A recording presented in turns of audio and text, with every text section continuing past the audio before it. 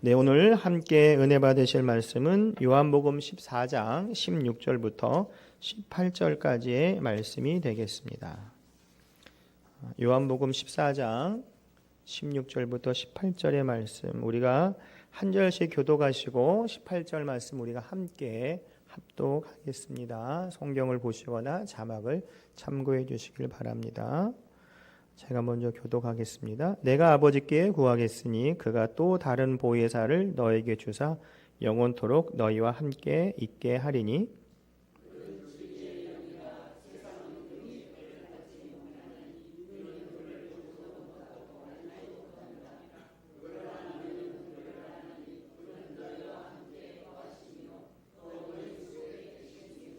함께 읽겠습니다. 내가 너희를 고와 같이 버려두지 아니하고 너희에게로 오리라. 아멘.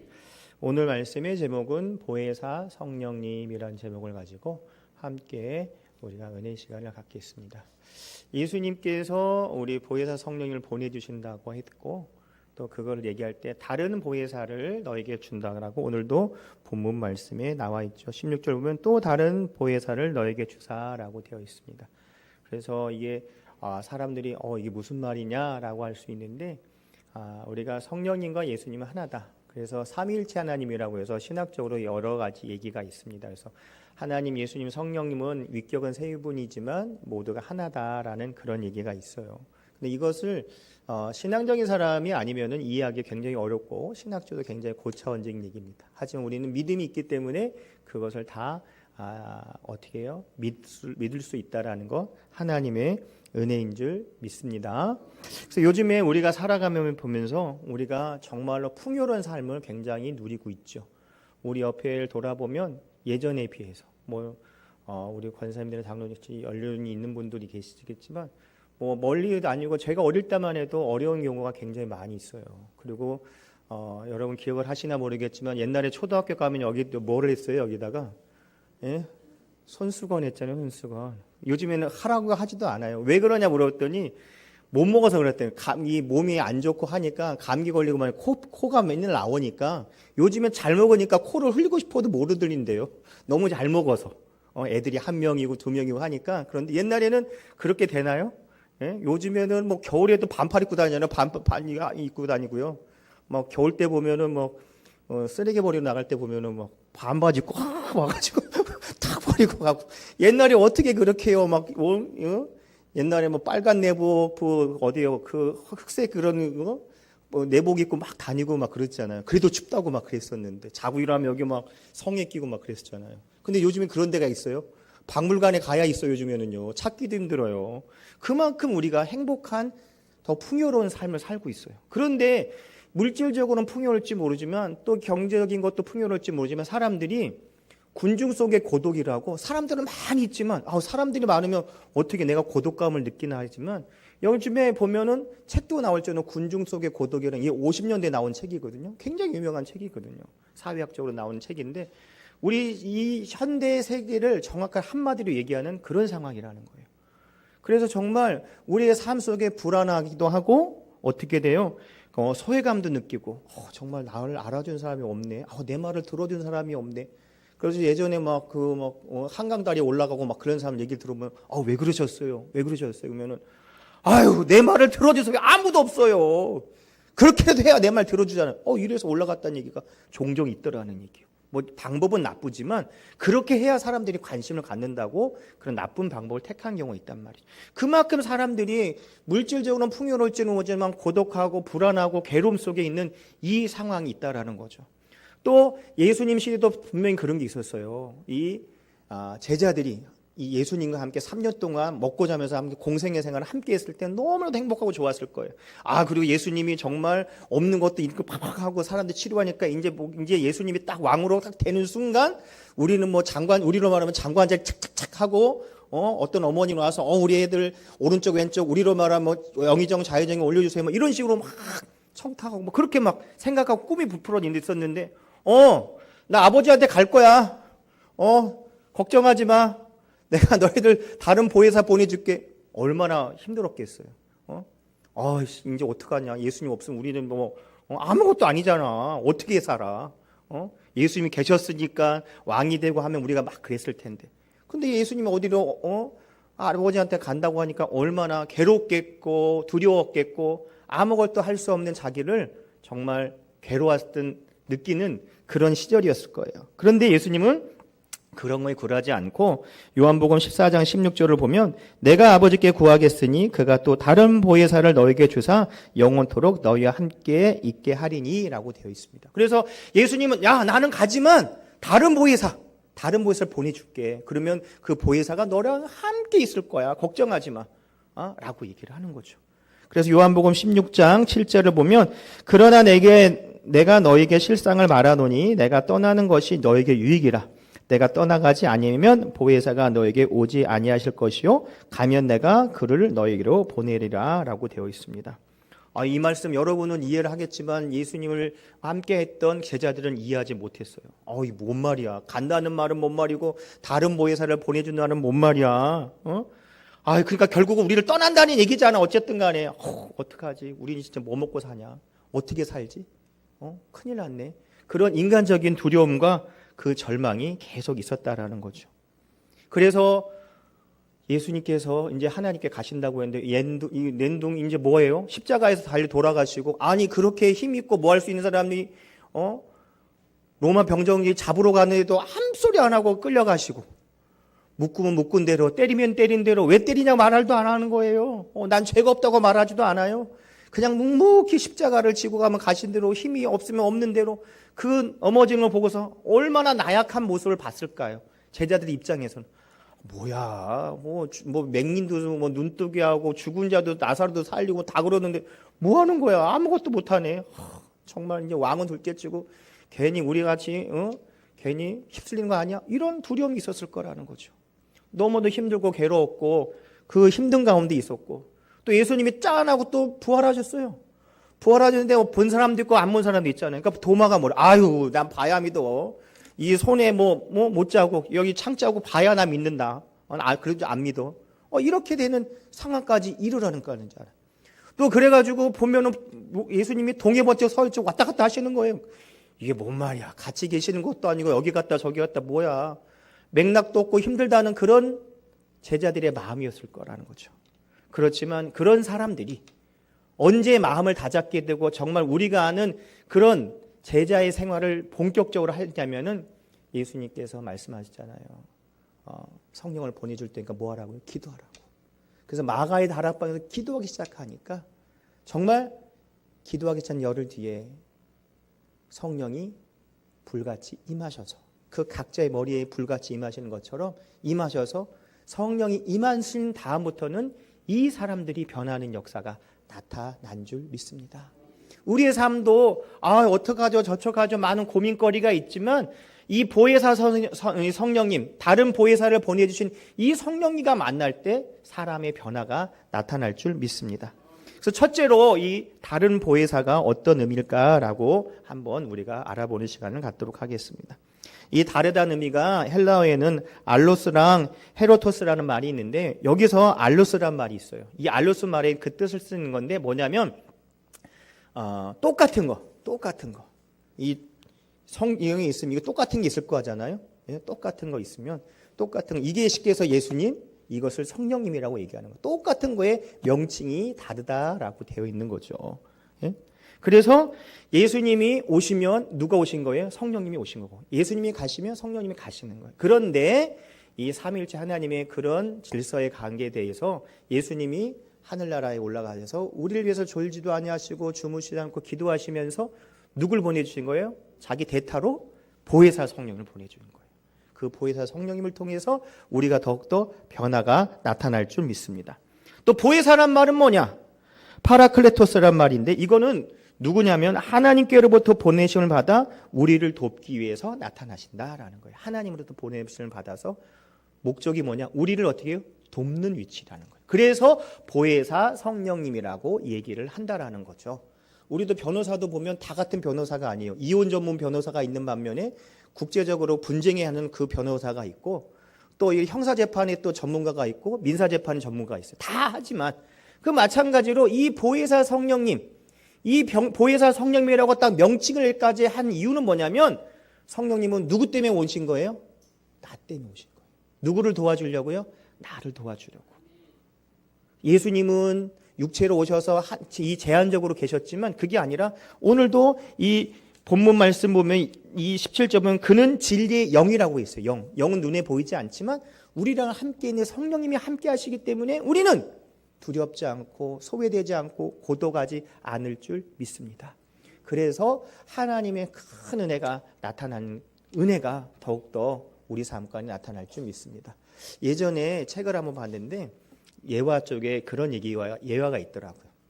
산속에서 고립돼 가지고 한 6일 만에 그러니까 저기 아프리카 같은 그 오지에 갔는데 그 탐험하러 갔었는데 한 6일 동안 거의 일주일 동안 고립돼 가지고서 자기 혼자 길을 잃어서 한 6일 동안 아무 데도 못 가고 가만히 앉아서 있었던 데가 있대요.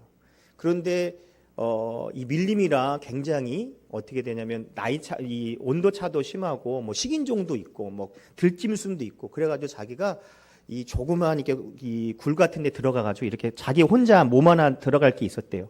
거기 들어가지고 가만히 있으니까 5만 가지 생각이 안 나는 거예요. 자기가 언제 오지? 나를 구조하러 사람들이 올까? 이 식량이 이거밖에 없는데 며칠을 버틸 수 있지? 내가 오늘 밥을 많이 먹었나? 언제 올지 모르는데 어떻게 내가 뭐 동물들을 잡아서 먹을 거를 준비해야 되나? 별 생각이 막 든다는 거예요. 그래가지고 이걸 어떻게 이기지라고 생각을 했었는데 우리가 말하는 성령님을 그분이 교회 다니는 사람이 신앙의 간증이 나온 거예요. 그래 성령님을 내 옆에 때 생각하고 이야기해야지.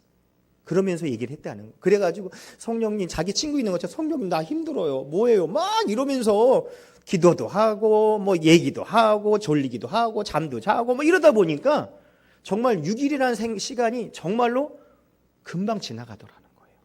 두려움보다는 이게 말하는 상대가 있으니까 또 눈에 보이지는 않지만 자기가 성령님을 인정하고 환영하고 모시를 의지하면서 성령님의 인격적인 만남이 있으니까 두려움이 있는 것이 아니라 재밌고 즐겁고 자기가 막 그런 얘기도 하고 자기 남편, 이 아내를 위해서 또 자기 딸한테 아들한테 하고 싶은 얘기를 막 주저리 얘기하면서 했더니 정말 6일이 정말 그렇게 금방 지나가더라는 거예요. 그래서 이 6일 뒤에 이 구조를 대서 나왔대는 거예요. 그런데 자기가 많은 사람들이 걱정이 뭐냐면 아무 사람도 만나지 않고 그런 어려운 환경이 있었는데 이 사람이 굶어 죽었던지 아니면은 뭐 심한 추위에 뭐 얼어 죽었던지 정말로 이 외로움 속에 있어가지고 죽었을 거라는 그런 생각도 했다라는 거예요. 근데 이 사람이 얼굴이 빨개져가지고 오셨어요. 나 구조하는데 너무 감사해요. 뭐 이러는 거예요.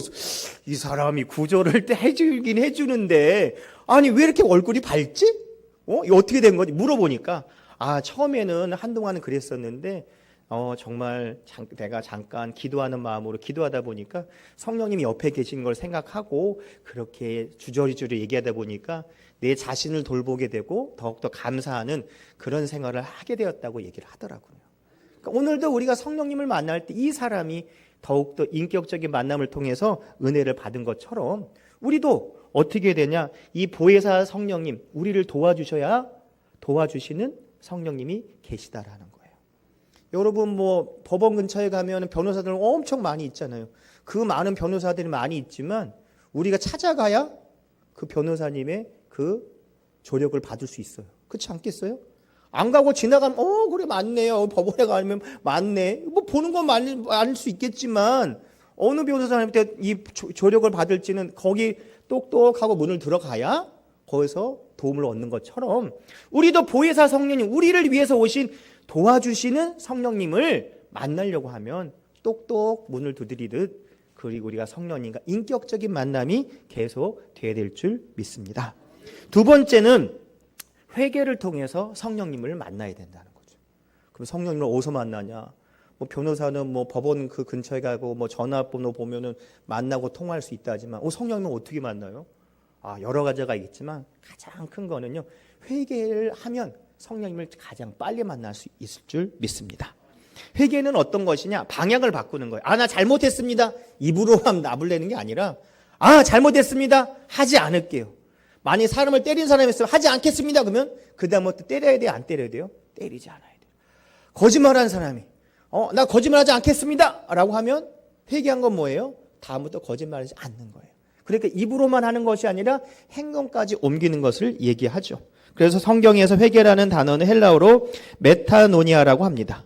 이것은 뭐냐? 말로만 하는 것이라 생각과 행동이 바뀌는 거라는 거예요. 그래서 이 회개는 세 가지 방법이 있는, 변화가 있는데, 첫 번째 뭘 하느냐? 죄를 깨닫는 것. 두 번째는 죄를 슬퍼하는 것. 세 번째는 죄에 돌아서는 것. 그래서 회개한다는 것은 죄를 깨닫고 행동하지 않는 것이 바로 진정한 회개라는 거죠. 그래서 사도행전 2장 38절을 보면 베드로는 이렇게 얘기합니다. 회개하여 각각 예수 그리스도의 이름으로 침례를 받고 죄 사함을 받으라. 그리하면 성령을 선물로 받으리니 라고 되어 있습니다. 그래서 우리가 예수 그리스도의 이름으로 침례를 받는데 그 전에 무엇을 해야? 회개하는 거죠. 오늘도 우리가 이제 설교가 끝나면 우리가 성찬을 할 때 뭐라고 해요? 우리 용 목사 항상 말씀하시는 게 회개 기도하라고 하시죠. 회개에서 예수님의 피와 살을 대하기 전에 예수님의 볼로 우리 깨끗하게 씻음 받는 그 자세를 가지라라고 하는 마음으로 회개하라고 하시는 거예요. 그 회개를 통해서 우리가 깨끗하게 씻음 받는 우리가 될 줄 믿습니다. 그런데 이런 회개가 그냥 시작된 게 아니라 우리 이 1900년도에 우리나라의 부흥의 역사를 보면 정말 성령의 인도하심을 정말 잘 아는 그런 여러 가지 이야기들이 있어요. 우리가 1907년에 평양 장대교회를 굉장히 우리가 우리 부흥의 가장 표시라고 볼 수 있거든요. 우리나라의 평양을 제2의 예루살렘이라고 말할 수 있는 근거가 되는 그 역사가 일어났던 것이 평양에서 그 부흥운동이 일어났는데, 그 부흥운동이 일어나기 전에 1903년도에 그 불의 그 발화점이 생긴 게 있어요. 그 발화점 시작점이 뭐냐면 선교사님 중에 하디 선교사님이 계셨어요. 이 선교사님은 직업이 뭐냐? 의사였어요. 의사. 우리 봐도 의사 아주 좀 이렇게 엘리트잖아요. 그런데 이분이 한국에 오셔가지고 의사로서 이제 복음 증거했는데, 복음 증거하는 이게 잘 안 되는 거예요. 막 사람이 막 몰려들고 막 그랬는데 그렇지 않는 거예요. 의술이니까 다른 사람 막 치료하면 날고 막 사람들 막 미어 터질 줄 알았는데 그것도 아닌 거예요. 이 선교 사역도 제대로 못하고 부흥도 안 되고 뭐 자기 힘도 안 되고 여러 가지로 아주 나약에 빠져 있었는데, 이 선교사님들이 모여서 사경에 이렇게 기도하는 모임을 갖게 되었는데, 거기서 이 하디 선교사님이 처음 얘기를 하는 거예요. 여러분, 내가 여러분 앞에 주님 앞에 회개합니다. 선교사님이 회개할 일이 뭐가 있겠어요? 제가 지금 이 조선 민족의 이 백성들, 이 성도들을 굉장히 낮게 봤어요. 내가 외국인이고 이 의사고 하기 때문에 미개하고 못 살고 못난 이 한국인을 굉장히 낮게 봤습니다. 하나님의 자녀로서 본 게 아니라 미개한 나라의 한 사람으로 봐서 내가 무시하고 멸시하는 그것이 내 마음에 있었어요. 하나님 앞과 여러분 앞에 어떻게 하냐? 용서를 구한다고 했어요. 그래서 그것부터 시작을 해서 이 선교사님들이 기도하는 이 불이 시작이 된 거예요. 이 불이 확 올라가서 1907년에 평양의 장대현 교회에서 또 불이 일어났는데, 그 불이 이어진 거에 더 확산된 게 뭐가 있었냐면, 여기서 누가 나오냐면요, 길선주 목사님이 나와요. 길선주 장로님이죠. 길선주 장로님이 여기서 또 이 하디 목사님 같이 얘기를 하는 거예요. 저는 아광과 같습니다. 이렇게 얘기를. 무슨 말이야? 무슨 말이야? 지금 우리로 말하면 큰 교회 목사님이 일어나서 이제 부흥회 가는데요. 나는 악왕과 같은 사람입니다! 라고 얘기하는 거예요. 뭔 말이야, 지금. 저 목사님 뭔 크루 전체 있다고 악왕이라고 그러는 거야? 그렇게 얘기를 하는 거예요. 그래서 알아봤더니, 제가요, 1년 전에 내 친구 아내가, 내 친구가 이제 죽을 때 내 아내가 이 셈을 못하니까 좀 이게 다 정리해서 좀 해줘. 내 아내를 좀 잘 봐줘. 우리 가족을 좀 돌봐줘, 친구야. 그리고 유언을 하고 돌아갔는데, 죽으셨는데, 자기가 이걸 탁 하면서 돈 이만큼 있으면은 다 주지 않고 일부러 빼돌린 거예요. 큰 돈을. 아무도 모르죠. 자기가 다 계산하고 했으니까. 근데 그 마음속에 있었던 거예요. 그래서 길수 장로님이 내가 아간과 같이 그런 나쁜 짓을 했습니다. 하나님과 여러분 앞에 어떻게 해요? 회개합니다라고 하는 거예요. 그랬더니 그 다음부터 뭐가 하냐면은 이렇게 앉아 있는데 사람들이 일어나는 거예요. 저도 죄를 지었습니다.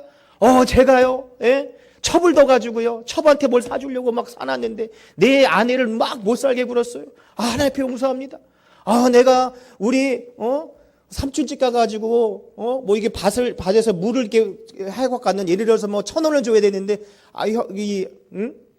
이 술 취한 삼촌이 그냥 술 취하고 1,000원짜리인데 10,000원짜리인데 그냥 싹 갖고 왔어요. 뭐 예를 들면 액수는 좀 차이가 있지만 나는 그럴 정도면 확 왔습니다. 갚아야겠어. 막 이렇게 사람들이 난리가 난 거예요. 그랬더니 거기서 뭐가 일어나는 거예요? 회개 역사 일어나니까 성령이 바람같이 불같이 확 임해가지고 막 통곡하고 막 그래가지고 사람들이 집에 가세요, 집에 가세요. 안 가는 거예요. 안 가는 거. 그래가서 새벽까지 기도하고 그런 것이 계속 연결돼서 새벽 예배까지 연결되고 또 철야 기도가 생기고 정말 많은 사람들이 기도하는 그 역사가 일어나는 시간이 회개를 통해 나타난 줄 믿습니다. 그래서 그것이 통해서 길순준 목사님이 또 도화선이 됐고 또 그 도화선을 통해서 계속해서 누가 생겼냐? 또 우리가 아는 김익두 목사님이 또 그거에 영향을 받아서 평양 대부분에 영향을 받은 결과로 또 깡패 먹고 술 먹고 나쁜 짓을 다 했던 사람이 나중에 이 성령님을 만나서 복음 증거하는 그 역할을 감당하는 사람으로 변했다는 거예요. 하디 목사님, 길선주 장로님, 김익두 목사님 다 나름대로 어려움이 있고 잘못한 점이 있었지만 성령님을 만나니까 어떻게 돼요? 회개의 역사가 임하더라는 거죠. 우리 회개는 나쁜 것이라 우리가 하나님 앞에 바로 서기를 원하고 정말 축복받기를 원하고 하나님의 역할 주신 사명을 잘 감당하기를 원한다고 하면 가장 먼저 시작될 게 뭐예요? 회개 기도라는 거예요.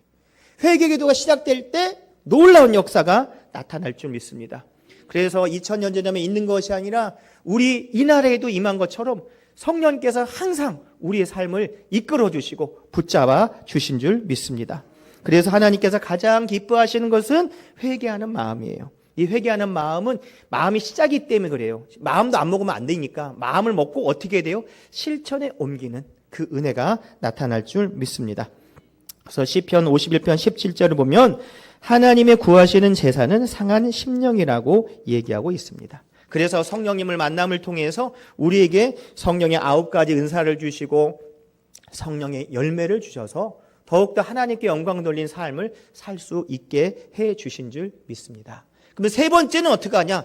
그렇게 성령님을 만나게 되면 어떻게 되냐? 변화가 일어난 것처럼 우리도 성령님을 체험해야 될 줄 믿습니다. 성령님을 체험하는 것. 성령님을 체험할 때 어떻게 체험할까요? 우리의 기도부터 다르다는 거예요. 기도부터.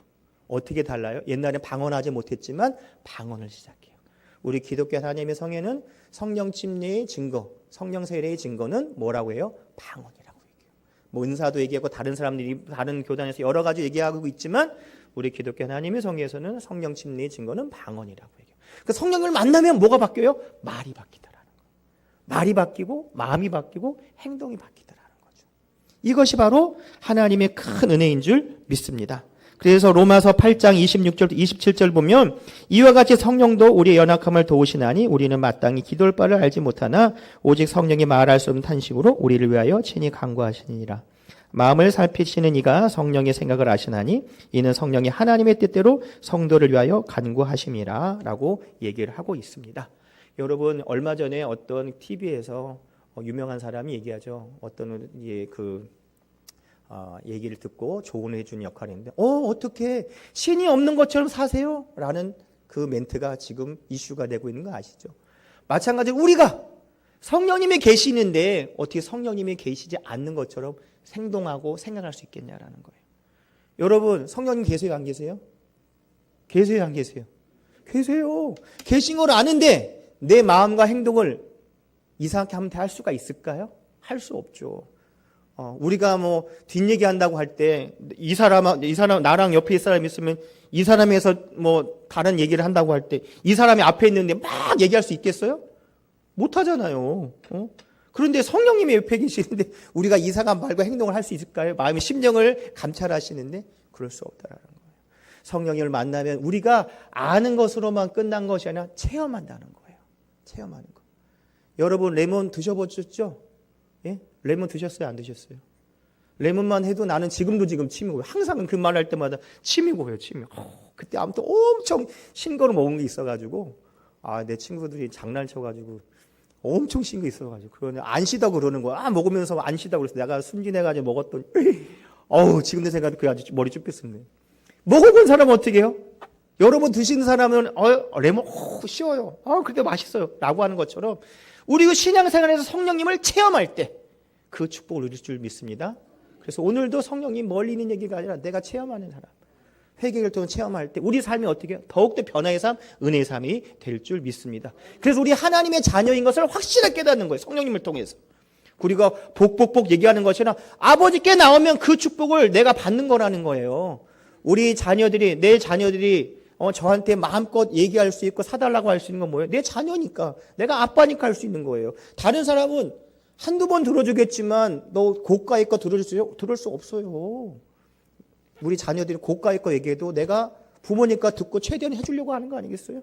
그게 복 받는 거죠. 그 축복 아니겠어요? 그게 뭐가 문제예요? 그러니까 다른 사람들이 얘기하는 기복신앙 그게 아니라니까요. 이 부모 잘 만나가지고 축복받고 누리는 뭐가 문제인 거예요? 우리는 하나님의 자녀이고 하나님의 자녀로서 상속자로 이 축복을 받고 누린다면 누가 뭐라고 하는 거예요? 안 그래요? 그것이 하나님 은혜인 줄 믿습니다. 그래서 하나님 만나려면 어떻게 기도하는 거예요. 믿고 기도할 때 놀라운 역사가 나타날 줄 믿습니다. 그리고 지금 누가 계시는 거예요? 보이지 않는 성령님, 보혜사 성령님, 나를 도와주시려고 대기하고 계신 성령님, 성령 인정하고 환영하고 모시를 의지합니다라고 기도할 때 놀라운 역사가 일어나고, 내가 어떻게 기도할지 몰라요. 그러면 성령 침례를 받으면 방언을 통해 기도하면 오랫동안 기도할 수 있고 내가 생각하지 못한 기도도 하나님 해주신 줄 믿습니다. 그래서 보혜사 성령을 만나면 놀라운 역사가 나타나는 거죠. 여러분 보혜사 성령을 만나면 어떻게 된다고요? 어떻게 된다고요? 무슨 기도를 해야 된다고요? 감사 기도요? 회개 기도할 때. 회개 기도할 때 성령님하고 방언을 받고 하나님의 놀라운 확신이 임할 줄 믿습니다. 그래서 방언 받으면요 은혜가 넘쳐요. 은혜가. 그래서 어린아이들 때 막 여름에 수련회 가면 받아오는데 친구들이 받는 상황에서 다 받으면 좋지만 안 받는데 걔 혼자 받으면 그래서 안 해버려요. 그래서 못하는 경우가 있어요. 그러니까 선물을 받은 거니까 마음껏 누리고 선포하는 우리가 될 줄 믿습니다. 그래서 이 보혜사 성령님을 만나는 우리가 될 줄 믿습니다. 그래서 더욱더 큰 은혜와 축복이 우리 삶 가운데 나타나고 누리고 베푸는 우리 삶이 될 줄 믿습니다. 기도하겠습니다. 아버지 감사합니다. 오늘도 믿음으로 기도하오니 성령님 도와주시고 붙잡아 주시옵소서. 오늘도 보혜사 성령님 다른 보혜사를 보내주셨사오니 주님의 큰 은혜와 축복이 우리 삶 가운데 나타나게 도와주시고 은혜 내려 주시옵소서. 영이신 성령님이 계시기에 이 장소도 제한을 받지 않습니다. 주님의 큰 은혜와 축복 누리고 베푸는 주님의 자녀로서의 삶을 사는 우리가 되게 도와주시옵소서. 예수님의 이름으로 기도합니다. 아멘.